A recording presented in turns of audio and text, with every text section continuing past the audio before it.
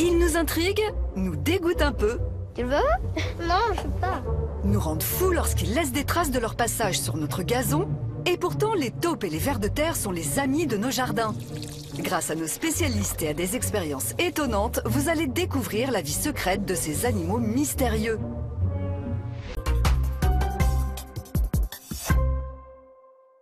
Taupes et vers de terre, ces animaux sont les mal-aimés de nos jardins. Les jardiniers livrant au premier une guerre sans merci.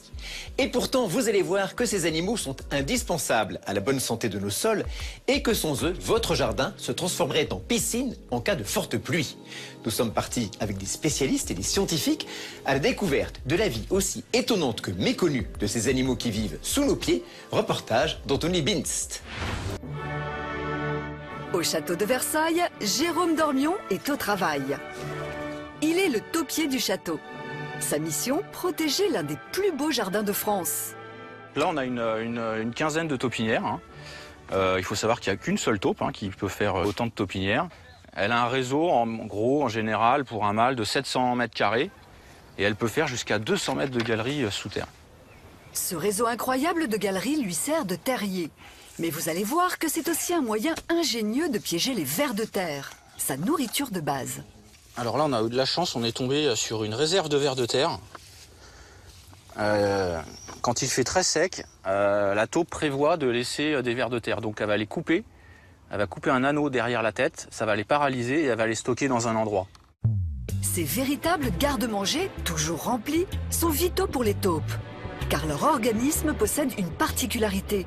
Elle mange 90% de vers de terre et elle ne peut pas rester sans manger plus de 12 heures. Elle ne peut pas jeûner de plus de 12 heures. Sinon, elle meurt. Mais à force de manger ces vers recouverts de petits cailloux, les taupes s'abîment les dents. Et au bout de 4 ans, l'usure de leurs dents est telle qu'elles finissent par mourir d'inanition. Ouvrière discrète, redoutablement efficace sous terre, la taupe est considérée comme un nuisible. Est-ce vraiment le cas ? Non loin des prestigieux jardins, dans les enclos à moutons, une zone sanctuaire a été créée pour ces petites bêtes fouisseuses.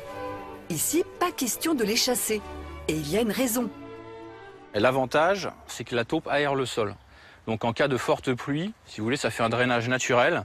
Et ça évite notamment, dans les bas-fonds des prés, d'avoir des inondations importantes. La taupe est donc utile car elle draine naturellement la terre. Son seul inconvénient, ce sont les monticules de terre qu'elle laisse au beau milieu des pelouses.